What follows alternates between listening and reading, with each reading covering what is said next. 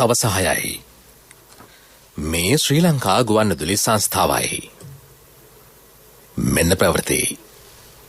සංස්කරණය අංජනා ලියනාරච්චි, ප්‍රකාශය ජානක සුනිත් බණ්ඩාර. මද්රසා පාසල් පිළිබඳ නියෝග ක්‍රියාත්මක කිරීමට රජයෙන් උපදෙස්. සිල් රෙදි නඩුවේ තීන්දුව මහාධිකරණය හමුවේ කියවයි. ඉඩම් නඩුවක් සම්බන්ධයෙන් මරණ දඬුවම නියම වී සිටි හිටපු නියෝජ්‍ය පොලිස්පති වාස් ගුණවර්ධන මහතා නිදොස් කොට නිදහස් කෙරේ. කාන්තා හිංසනයට එරෙහිව ඔස්ට්‍රේලියාවේ උද්ඝෝෂණ. මීළඟ නිලවරණයට පෙර ක්‍රිකට් ව්‍යවස්ථාවක් සකස් කරන්න ඉල්ලා ගොනු කළ පෙත්සමට අදාළ විරෝධතා ජූනි 8 වෙනිදාට පෙර ඉදිරිපත් කරන්නයි අභියාචනාධිකරණයෙන් නියෝග. මේ ප්‍රවෘත්තිය ශ්‍රී ලංකා ගුවන්විදුලි සංස්ථාවෙන්. දේශීය ඇඟලුම් ක්ෂේත්‍රයේ ප්‍රවර්ධනයට සැලසුම් සහගත වැඩපිළිවෙලක් ක්‍රියාත්මක බව ජනාධිපති ගෝඨාභය රාජපක්ෂ මැතිතුමා පවසයි. ඇඟලුම් ක්ෂේත්‍රය වර්තමානයේ මුහුණ පා ඇති ගැටලු පිළිබඳව රජයේ වැඩි අවධානයක් යොමු වී තිබේ. ඒකාබද්ධ ඇඟලුම් සංගම් සංසදේ නියෝජිතයන් සමග ජනාධිපති කාර්යාලයේදී අද පැවති සාකච්ඡාවකදී ජනාධිපතිතුමා මෙම කරුණු හෙළි කළේය. ශ්‍රී ලංකාවේ අපනයනය ඉලක්ක කරගත් කර්මාන්ත අතරින් ඇඟලුම් ක්ෂේත්‍රය ප්‍රමුඛ ස්ථානයක් ගනී. ශ්‍රී ලංකාව උසස් තත්ත්වයේ ඇඟලුම් සඳහා ලෝක පූජිත සන්නාමයක් බවට පත් කළ හැකිය. දේශීය ඇඟලුම් ක්ෂේත්‍රයේ නව පිබිදීමක් ඇතිකොට ඉහළ විදේශ විනිමයක් එපැීම අපේක්ෂාව බව ජනාධිපතිතුමා මෙහිදී අවධාරණය කළේය. සමෘද්ධිලාභෙන් ව්‍යවසායකයන් ලෙස නගා සිටුවීමේ විධිමත් ක්‍රමවේදයක් සකස් කර ඇතැයි අග්‍රාමාත්‍ය මහින්ද රාජපක්ෂ මහතා පවසයි. සමෘද්ධිලාභෙන් ණය සහ ආධාර මත පමණක් ජීවත් වන පිරිසක් නොවිය යුතුය. සමෘද්ධි ගෘහ ආර්ථික ක්ෂුද්‍ර මුල්‍ය ස්වයං රැකියා හා ව්‍යාපාර සංවර්ධන රාජ්‍ය අමාත්‍යාංශයේ ඉදිරි සංවර්ධන වැඩසටහන් පිළිබඳව මුදල් අමාත්‍යාංශය රන්දුර ශ්‍රවණාගාරයේ අද පැවති විශේෂ සාකච්ඡාවකට එක්වෙමින් අගමැතිතුමා මෙම අදහස් පළ කළේය. ශෙහාන් සේමසිංහ රාජ්‍ය අමාත්‍යවරයා මෙම විශේෂ හමුවේ අරමුණු සහ ඉදිරි සංවර්ධන ක්‍රියාවලිය පැහැදිලි කළේය. දිවයින පුරා පවුල් 17,62,655ක් සමෘද්ධි සහනාධාරය ලබයි. ඒ වෙනුවෙන් රජය වාර්ෂිකව රුපියල් මිලියන 53,000ක මුදලක් වැය කරයි. සමෘද්ධි කාන්තා ව්‍යවසායකින් 25,000ක් සවිබල ගැන්වීමේ වැඩසටහන ග්‍රාම සේවා වසම් 14,000ක ක්‍රියාත්මක බවද මෙහිදී අනාවරණ කෙරින. කොරෝනා ආසාදනය වූ තවත් 321 දෙනෙකු සුවය ලබා පිටත්ව ඇති. මේ වන විට ශ්‍රී ලංකාවෙන් වාර්තා වන කොරෝනා ආසාදිතයන්ගේ මුළු සංඛ්‍යාව 87,907කි. සුවය ලැබූ 84,969 දෙනෙකු පිළිබඳ තොරතුරු වාර්තා වේ. මරණ 527ක් ශ්‍රී ලංකාවෙන් වාර්තා වේ. වෛද්‍ය අධීක්ෂණය යටතේ ප්‍රතිකාර ලබන මෙරට කොරෝනා ආසාදිතයන්ගේ මුළු සංඛ්‍යාව 2,411කි. ලෝකයේ සමස්ත කොරෝනා ආසාදිතයන්ගේ සංඛ්‍යාව 12,52,744කි. ඇමරිකාවෙන් කොරෝනා ආසාදිතයන් 3,81,657 දෙනෙකු වාර්තා වේ. බ්‍රසීලෙන් කොරෝනා ආසාදිතයන් 1,14,83,379 දෙනෙකුද, ඉන්දියාවෙන් කොරෝනා ආසාදිතයන් 1,13,85,339 දෙනෙකුද, රුසියාවෙන් කොරෝනා ආසාදිතයන් 44,45,045 දෙනෙකුද වාර්තා වේ. බ්‍රිතාන්‍යයෙන් වාර්තා වන කොරෝනා ආසාදිතයන්ගේ සංඛ්‍යාව 42,58,438කි. ලෝකයේ සමස්ත කොරෝනා මරණ සංඛ්‍යාව 26,66,130කි. ඇමරිකාවෙන් වාර්තා වන කොරෝනා මරණ සංඛ්‍යාව 5,47,234කි. බ්‍රසීලයෙන් කොරෝනා මරණ 2,78,237ක්ද, මෙක්සිකෝවෙන් කොරෝනා මරණ 1,94,719ක්ද, ඉන්දියාවෙන් කොරෝනා මරණ 1,58,762ක්ද, බ්‍රිතාන්‍යයෙන් කොරෝනා මරණ 1,25,516ක්ද වාර්තා වේ. COVID-19 ව්‍යාප්තිය වැළැක්වීම සඳහා පත් කර ඇති තාක්ෂණික කමිටුව අද පෙරවරුවේ රැස් විය. මෙරටට පැමිණෙන සංචාරකයන් විදේශගත ශ්‍රමිකයන් මෙන්ම විදේශගතව මෙරටට පැමිණෙන්නන් පිළිබඳව නිරෝධායන කටයුතු PCR පරීක්ෂණ හා අනෙකුත් සෞඛ්‍ය ක්‍රියාමාර්ග සම්බන්ධයෙන් එහිදී තීන්දුව තීරණ ගෙන තිබේ. ඒවා සෞඛ්‍ය සේවා අධ්‍යක්ෂ ජනරාල්වරයාගේ අත්සනින් යුතුව නිකුත් කරන බව සෞඛ්‍ය අමාත්‍යාංශය කියයි. මද්‍රසා පාසල් පිළිබඳ නියෝග ක්‍රියාත්මක කරනු ලෙස රජයේ උපදෙස් ලබා දී ඇතැයි මහාචාර්ය ජී.එල්. පීරිස් අමාත්‍යවරයා පවසයි. මද්‍රසා ආයතන 1965ක් දිවයින පුරා ක්‍රියාත්මක වේ. මෙම ආයතනවල ඉගැන්වීම කටයුතු සොයා බැලීමට පසුගිය රජයේ සමයේදී කටයුතු නොකළ බව ඇමතිවරයා කියයි. අද පැවති මාධ්‍ය හමුවකදී වැඩිදුරටත් අදහස් දැක්වූ ඇමතිවරයා පැවසුවේ රටේ එකමුතු භාවයට තර්ජනයක් වෙමින් මද්‍රසා පාසල් පවත්වාගෙන යන්නේ නම් ඊට මැදිහත්වීමේ අයිතියක් මෙන්ම යුතුයකමක්ද රජයට පවතින බවයි.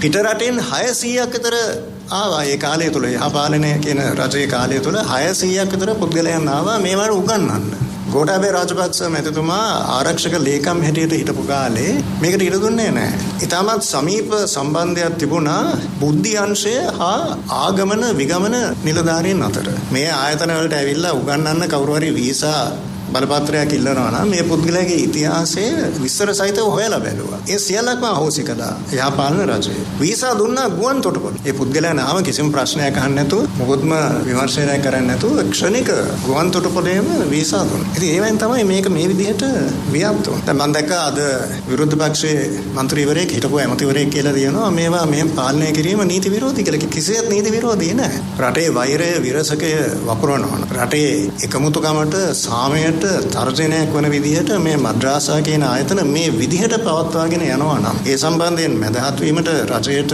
අයිතියක් තියෙනවා පමණක් නෙවෙයි අනිවාර්යෙන් ඒක රජයේ යුතුයකමක්. ඉතින් ඒ සම්බන්ධයෙන් වහාම කටයුතු කරන්නයි කියලා රජයේ නියෝග දීලා තියෙනවා. සිල් රෙදි නඩුව සම්බන්ධයෙන් වරදකරු කර සිරදඩුවම් නියම කළ හිටපු ජනාධිපති ලේකම් ලලිත් වීරතුංග සහ විදුලි සංදේශ නියාමන කොමිසමේ හිටපු අධ්‍යක්ෂ ජනරාල් අනුෂ පැල්පෙට යන මහත්තුරු නිදොස් කොට නිදහස් කරමින් අභියාචනාධිකරණය විසින් පසුගියදා ප්‍රකාශයට පත් කළ තීන්දුව කොළඹ මහාධිකරණය හමුවේ අද කියවනු ලැබ තිබේ. මෙම නඩුකරය කොළඹ මහාධිකරණ විනිසුරු දමිත් තොටවත්ත මහතා ඉදිරියේ අද කැඳවින. එම අවස්ථාවේදී අභියාචනාධිකරණය මගින් නිදොස් කොට නිදහස් කරන ලද ලලිත් වීරතුංග සහ අනුෂ පැල්පෙට යන මහත්වරුන් අධිකරණයේ පිණී සිටියහ. අනතුරුව ලලිත් වීරතුංග සහ අනුෂ පැල්පෙට යන මහත්වරුන්ගේ විදේශ ගමන් බලපත්‍ර හා ඇපමුදල් අධිකරණයේ බහරයේ තිබේ නම් අනන්‍යතාව තහවුරු කර ඒවා ඔවුන්ට මුදාහරින ලෙසද දැනුම් දී ඇත. ඔවුන්ට පනවා තිබූ විදේශ ගමන් තහනමද ඉවත් කර තිබේ. මේ ප්‍රවෘත්තිය ශ්‍රී ලංකා ගුවන්විදුලි සංස්ථාවෙන්.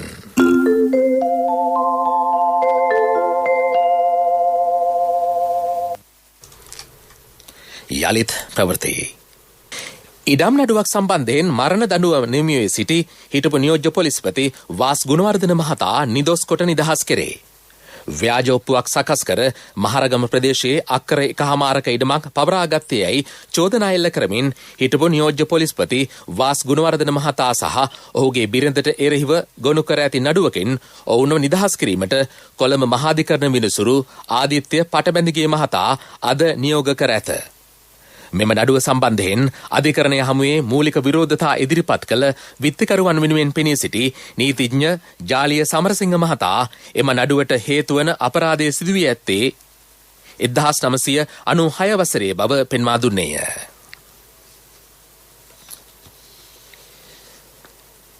බස්නාහිර පළාතේ පාසල් අද විවෘත විය. 5, 11 සහ 13 යන පන්ති අද ආරම්භ කෙරින. ආරම්භක දිනේදී පැමිණීම සතුටුදායක බව බස්නාහිර පළාත් අධ්‍යාපන අධ්‍යක්ෂ ශ්‍රීලාල් නෝනිස් මහතා පවසයි. එයන් අපි අද දිනේ පාසල් ළමයි පාසල් වලට ඇතුළත් කරලා ඒ අධ්‍යාපන කටයුතු කරන්න පුළුවන් විදිහට වටපිටාව සකස් කරලා තිබුණේ. සෞඛ්‍ය ආරක්ෂක ක්‍රමවේද අනුවයි අපි ළමයි පාසල් වලට ඇතුළත් කරගත්තේ. ඊට අමතරව පන්ති කාමරවල ඉගැන්වීම් කටයුතු මේකේ පරිසරයට සබාගෙන ඒ සෞඛ්‍ය ආරක්ෂක ක්‍රමවේද අනුව තමයි ආරම්භ කරලා කටයුතු කරන්නේ. ඒ අනුව අද දිනේ ආරම්භ කරපු පාසලේ පන්සල් ළමයි පැමිණීම කොට හොඳයි 100ට සෝපමන පැමිණීමක් වාර්තා වුණා. ඊට අමතරව 11 වෙනි පන්සල 79ක් වගේ පැමිණීමක් වාර්තා වුණා. ධාතුන් ශ්‍රේණිය පැමිණීම මදක් වගේ තිබෙන 41% පමණ පැමිණීමක් වාර්තා වෙලා තියෙනවා ධාතුන් ශ්‍රේණිය පන්තිවල. අපි බලාපොරොත්තු වන ප්‍රමාණයට වඩා හොඳ පැමිණීමක් වාර්තා වෙලා තියෙනවා. මම හිතනවා මේ සති ඉදිරි දිනවල පැමිණීම මීටත් වඩා වර්ධනය වෙයි. අද දිනේ ප්‍රථම දිනේ නිසා යම් පාඩුවක් කියන්න පුළුවන්. නමුත් 5 ශ්‍රේණිය සහ 11 ශ්‍රේණිය තරඟ පැමිණීම ඉතාමත් හොඳයි. ශාස්ත්‍රීය පන්තියේ 13 ශ්‍රේණියේ පැමිණීමක් ඉදිරි දිනවල ඉතාමත් හොඳ මට්ටමකට පත් වේ කියලා බලාපොරොත්තු වෙනවා. විශේෂයෙන්ම අතපසුවන व्यक्ति ඉක්මනින් අවසන් කිරීම සඳහා කර්ණා වැටහන පාසලවල ක්‍රියාත්මක වෙනවා. ඒ සඳහා අවශ්‍ය උපදෙස් ලබා දීලා තියෙනවා විද්‍යාර්ථීන්ට. ඒ අනුව ඉක්මනින් මේ ඉදිරි කාල සීමාව තුළ තමන්ගේ පැමිණීම වර්ධනය වීමත් අපි අපේක්ෂා කරනවා. ශ්‍රී ලංකාව පිළිබඳ යෝජනාව ඉදිරිපත් කළ ජගත් මානව හිමිකම් කොමසාරිස්වරියට එරෙහිව ඉතාලියේ පැවති විරෝධතාවලට විශාල පිරිසක් සහභාගී වූ බව විදෙස් පුවත් වාර්තා කරයි. ජගත් මානව හිමිකම් මහ කොමසාරිස් මිෂෙල් බැචලේ මහත්මිය ශ්‍රී ලංකාවට එරෙහිව සිදු කර ඇති ප්‍රකාශවලට විරෝධතාවය පළ කරමින් ඉතාලියේ වෙසෙන ශ්‍රී ලාංකිකයෝ මෙසේ ඊයේ දිනේදී උද්ඝෝෂණ පැවැත්වූහ. මේ අතර දෙමළ ජනතාවට යුක්තිය සහ සාධාරණත්වයේ ඉටු කරන ලෙස ඉල්ලා දින 16ක් එංගලන්තයේ ලන්ඩන් නුවර කෙන්ටන්හි උපවාසයක නිරතව සිටි ශ්‍රී ලාංකික දෙමළ කාන්තාවට සහාය පළ කරමින් පැවැත් වූ විරෝධතාවක් විසුරුවා හැරීමට එරට පොලිසිය කටයුතු කර ඇත. එම විරෝධතාකරුවන් සහ පොලිසිය අතර ගැටුමක්ද හටගෙන තිබේ. එක් අයෙකු තුවාල ලැබූ බවද පොලිසිය පවසයි. මියන්මාරයේ හමුදා කුමන්ත්‍රණයේ අඳුරුතම දිනය ලෙස ඊයේ දිනය සැලකිය හැකි බව විදෙස් විත්ති විචාරක ප්‍රවීණ මාධ්‍යවේදී ධම්මික සෙනවිරත්න මහතා පවසයි. ඊයේ දිනේදී ආරක්ෂක අංශවල වෙඩිපහරින් 50කට ආසන්න පිරිසක් ජීවිතක්ෂයට පත් වූහ. මේ පිළිබඳව වැඩිදුරටත් අදහස් දක්වන සෙනවිරත්න මහතා. දැන් මේ සිද්ධිය සමග යැන්ගෝන් නගරයේ කියන්නේ මියන්මාරයේ විශාලම නගරයේ ඒ වගේම කර්මාන්ත හා වාණිජ කේන්ද්‍රස්ථානයත් යැන්ගෝන් වල තමයි දැන් මෙතනින් මේ දක්වා ඇති වෙලා තියෙන ජීවිත හානි වලින් විශේෂයෙන් ඊයේ දවස තුල වැඩිම ජීවිත හානි සංඛ්‍යාවක් වාර්තා වුණේ. එතකොට මේ නගරයට යුද නීතිය ප්‍රකාශයටපත් කරන්න මියන්මාර පාලනය හමුදා පාලනය කටයුතු කරලා තියෙනවා. ඒන් පසුව අද වෙනකොට ඒක තවත් නගර කිහිපයක් දක්වා වර්ධනය වුණා. දැන් අද දවස තුල මියන්මාරයේ නායිකා අවුන් සාන් සූචි අධිකරණයට ඉදිරිපත් කිරීමට නියමිතව තිබුණා. කියන අන්තර්ජාල තාක්ෂණය ඔස්සේ තමයි නඩු විභාගය පැවැත්වෙන්නේ. නමුත් පසුව වාර්තා වුණා අන්තර්ජාල අවහිරතා හේතුවෙන් මේ නඩු විභාගය අද පැවැත්වෙන්නේ නැහැ කියන එක මාර්තු 24 වෙනිදා දක්වා මේක කල් ගිහින් තියෙනවා කියන කාරණාව. ඒ අතරම විශේෂයෙන් ඇයගේ පක්ෂයේ ආධාරකරුවන් සාමකාමී විරෝධතා රැලි සහ විරෝධතා පෙළපාලි පවත්වමින් ඉල්ලා සිටින්නේ මියන්මාර් නායිකාව නිදහස් කරන්න කියලා. ඒ වගේම ඡායා රජයක් ප්‍රකාශයටපත් වෙලා තියෙනවා. උන් ඉල්ලා සිටිනවා විපක්ෂ කණ්ඩායම් වලින් මේ ඇති වෙලා තිබෙන තත්ත්වයේ හමුවේ සමගිව නැගී සිටින්න කියන කාරණාව හමුදා පාලනයට එරෙහිව. ශ්‍රී ලංකාව පළමු වරට සාම්ප්‍රදායික පහතරට නර්තන තරගාවලියක් සංවිධානය කරයි. 2021 අග්නි ලෙස ඒ නම් කර ඇත. තව රංගහල පදනමේ සහය ඇතිව සාලිත එරන්ද ඩාන්ස් ඇකඩමිය ආයතනය මෙම සංවිධානය කරයි. මේ දිනවල විනිශ්චය කටයුතු සිදු කරේ. අවසන් තරගය සහ සම්මාන ප්‍රදානය මරදාන ටව රංගහලේදී අප්‍රේල් 29 වෙනිදා පස්වරුවේ පැවැත්වේ. නොමිලේ නැරඹීමට හැකි වාදබයිලා ප්‍රසංගයක් මහජන පුස්තකාල ශ්‍රවණාගාරයේදී ලබන 27 වෙනිදා පස්වරුවේ පවත්වන බව ලංකා සරල බයිලා ශිල්පීන්ගේ සංගමය පවසයි. එහි සභාපති ප්‍රවීණ බයිලා ශිල්පී සුමතිපාල පෙරේරා මහතා පවසන්නේ වාදබයිලා කලාව මතු පරපරවරුවෙන් රැක ගැනීම මෙහි අරමුණ වන බවයි. මීළඟට ප්‍රමුඛ පුවත. ප්‍රමුඛතම පුවත ඔබ වෙත ගෙනෙන්නේ සිද්ධාලේප ලක්‍රියාව. වතුකම්කරුවන් සඳහා දෛනිකව ලබා දීමට නියමිත රුපියල් 10ක දීමනාව සම්බන්ධයෙන් නිකුත් කළ ගැසට් පත්‍රය අහෝසි කරනු ලෙස ඉල්ලා වතු සමාගම් කිහිපයක් අධිකරණ ක්‍රියාමාර්ගවලට යොමු වීම කනගාටුවට කරුණක් වන බව නිමා සිරිපාල සිල්වා අමාත්‍යවරයා පවසයි. වතු සමාගම් රජය සමග සහයෝගයෙන් කටයුතු කළ යුතුය. වැඩ කරන ජනතාව පිළිබඳ සිතා තීන්දුව తీරන ගැනීමට රජයට සිදුවේ. සෑම අවස්ථාවකදීම සාමාන්‍ය පොදු මහ ජනතාව වෙනුවෙන් පෙනී සිටීමට රජය ක්‍රියා කරන බවද අමාත්‍යවරයා කියයි. අද පැවති මාධ්‍ය හමුවකදී ඇමතිවරයා වැඩිදුරටත් පැවසුවේ වතු සමාගම් අධිකරණ ක්‍රියාමාර්ගයකට අදාළ නඩුව ලබන 22 වෙනිදා කැඳවන බවයි.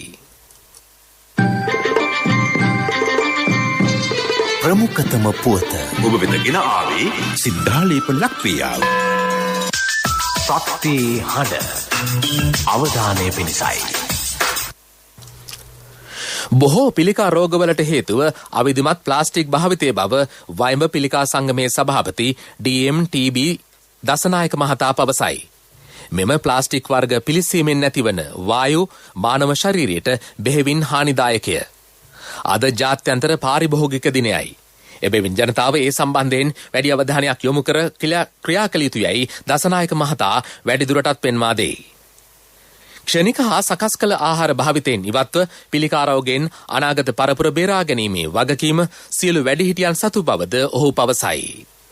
සමස්ත මහජනතාවගේ කාරුණික අවධානය පිණිසයි. ලෝක ප්‍රවෘත්ති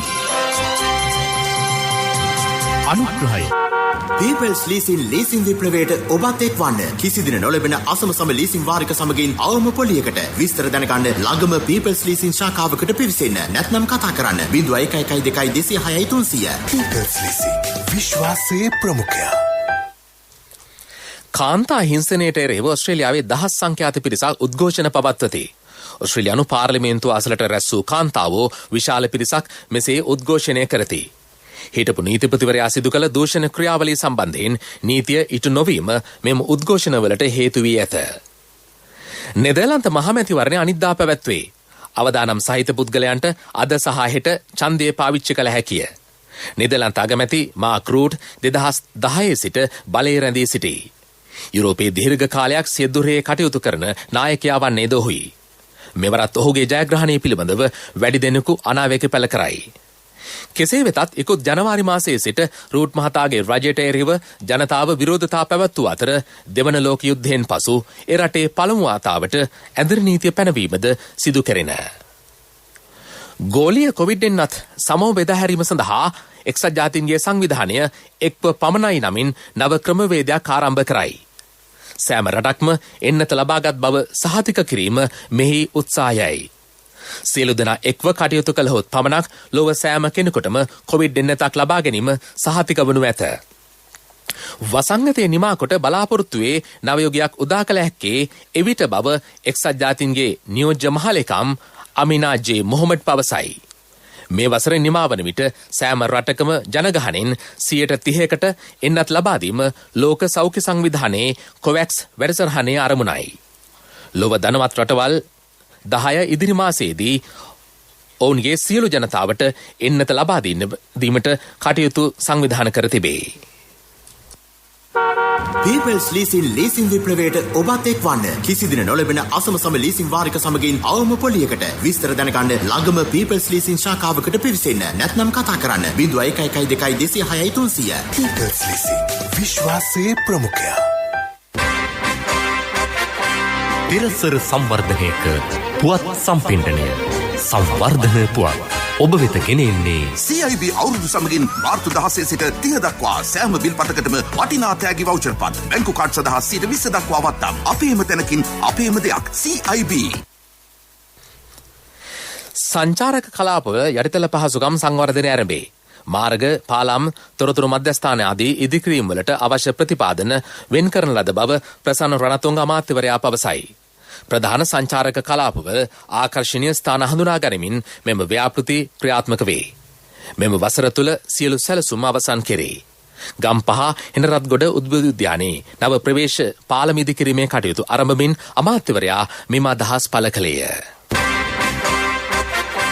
තිරසර සංවර්ධනයක පුවත් සම්පින්ඩනය සංවර්ධන පුවත් ඔබ වෙත ගෙන ආවේ CIB අවුරුදු සමගින් මාර්තු 16 සිට 30 දක්වා සෑම බිල් පතකටම වටිනා තෑගි වවුචර් පත් බැංකු කාඩ් සඳහා 20% දක්වා වත්නම් අපේම තැනකින් අපේම දෙයක් CIB. ක්‍රීඩා පුවත් ශ්‍රී ලංකා ක්‍රිකට් ආයතනයේ මීළඟ නිලවරණයට පෙර ක්‍රිකට් ව්‍යවස්ථාවක් සකස් කරන්න ඉල්ලා ගොනු කර ඇති පෙත්සමට අදාළ විරෝධතාවට නම් ලබන ජූනි මාස 8 වෙනිදා හෝ ඊට පෙර ඉදිරිපත් කරන්නයි අභියාචනාධිකරණය වග උත්තරකරුවන්ට නියෝග කරයි. මෙම පෙත්සම් අභියාචනාධිකරණයේ සභාපති විනිසුරු අර්ජුන ඔබේසේකර සහ මායාදුන්නේ කොරයා යන විනිසුරු මඩුල්ල හමුවේ අද කැඳවු අවස්ථාවේදී එම නියෝගය කර ඇත.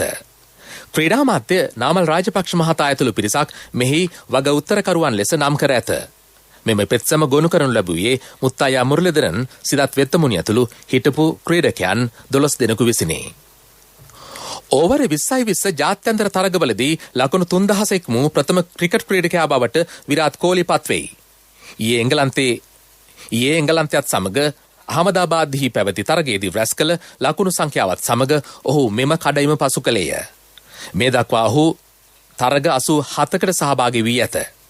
මීට පෙර වැඩිම ලකුණු සංඛ්‍යාවක් ඕවර 2020 තරග පිටියේදී රැස් කර තිබුණේ නවසීලන්ත ආරම්භක පිතිකරු මාටින් ගප්තිල්ය. ඔහු තරග 99කදී ලකුණු 2839ක් රැස් කරගෙන තිබේ. තුන්වන ස්ථානයේ සිටින්නේ තරග 108කදී ලකුණු 2735ක් රැස් කර ඇති රෝහිත් ශර්මාය. ක්‍රීඩා පුවත් ලංකා ප්‍රීමියර් ලීග් 2020 පන්දුවෙන් පන්දුව දැනගන්න ජාතික කොහන් විදුලියෙන්.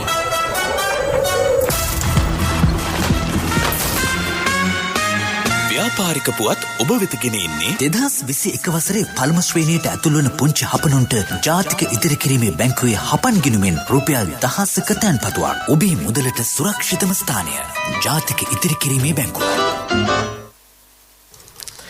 මහජන චීන බැංකුව ශ්‍රී ලංකාවට යුවාන් බිලියන 10ක අන්තර් මුදල් ඒකක හෝමාරුවක් අනුමත කර දී තිබේ.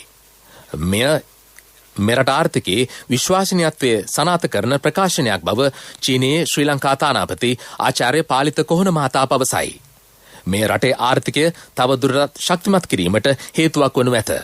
එමෙන්ම අනාගත ආයෝජකයන් දිරිගැන්වීමට මෙය විශේෂ හේතුවක් වෙයි.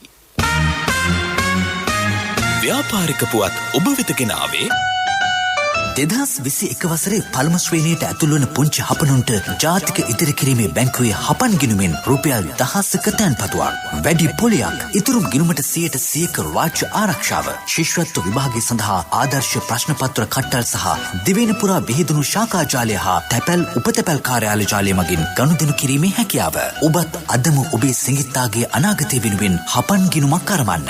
කොන්දේසි අදාළ වේ. ඔබේ මුදලට සුරක්ෂිතම ස්ථානය ජාතික ඉදිරි කිරීමේ බැංකුව. ආර්ථික පුවත් ආවරණය ලොකු සර් පුතාගේ වැඩේ කරගත්තද? පුතාට හොඳම ලැප්ටොප් එකක් අරන් දුන්නා. ක්‍රෙඩිට් කාඩ් එකට ලොකු වටමක් තිබ්බනේ. ලොකු සර් ක්‍රෙඩිට් කාඩ් පාවිච්චි කරනවද? ජීවිතේ ප්‍රයෝජනවත් දේවල් කරන්න LOLC ක්‍රෙඩිට් කාඩ් එක ලැබෙන්නේ ලොකු හයියක්නේ. LOLC ෆයිනෑන්ස් ක්‍රෙඩිට් කාඩ් පත ජීවිතේම සපුරාලයි. නව ජාතික වෙළඳ ප්‍රතිපත්තියක් සකස් කිරීම සඳහා විශ්වවිද්‍යාල ප්‍රතිපාදන කොමිෂන් සභාවේ සභාපතිවරයාගේ නායකත්වයෙන් විශේෂ කමිටුවක් පත් කළ බව ආචාර්ය බන්දල ගුණවර්ධන අමාත්‍යවරයා පවසයි. කොළඹ බණ්ඩාරනායක ජාත්‍යන්තර සම්මන්ත්‍රණ ශාලාවේදී එම කමිටුව රැස්වනු ඇත. නව ජාතික වෙළඳ ප්‍රතිපත්තිය සඳහා මහජන අදහස් ලබා ගැනීම ඉදිරි සති කිහිපයේදී සිදු කෙරේ.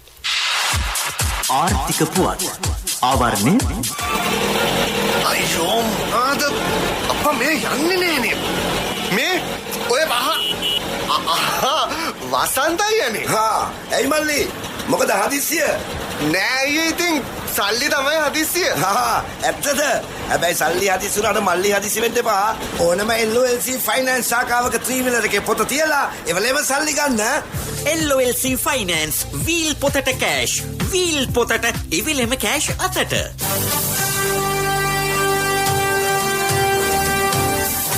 කාලගුණ වාර්තාව. නැගෙනහිර ඌව සහ උතුණු මැද පළාත්වලත් නුවරඑළිය සහ මාතලේ දිස්ත්‍රික්කවලත් තැනින් තැන වැසි ඇතිවන බව කාලගුණ විද්‍යා දෙපාර්තමේන්තුව පවසයි. සබරගමුව බස්නාහිර සහ වයඹ පළාත්වලත් ගාල්ල මාතර හා මහනුවර දිස්ත්‍රික්කවලත් රාත්‍රී කාලයේ ගිගුරුම් සහිත වැසි ඇතිවේ. අපගේ මෙම ප්‍රවෘත්ති ප්‍රකාශය www.slbcnews.lk වෙබ් අඩවිය ඔස්සේද සවන් දීමට හැකිය. යලි සිරස්තල මද්‍රසා පාසල පිළිබඳ නියෝග ක්‍රියාත්මක කිරීමට රජයෙන් උපදෙස්. සිල්රෙදි නඩුවේ තීන්දුව මහාධිකරණය හමුවේ කියවයි. ඉඩම් නඩුවක් සම්බන්ධයෙන් මරණ දඬුවම නියම වී සිටි හිටපු නියෝජ්‍ය පොලිස්පති වාස් ගුණවර්ධන මහතා නිදොස් කොට නිදහස් කෙරේ.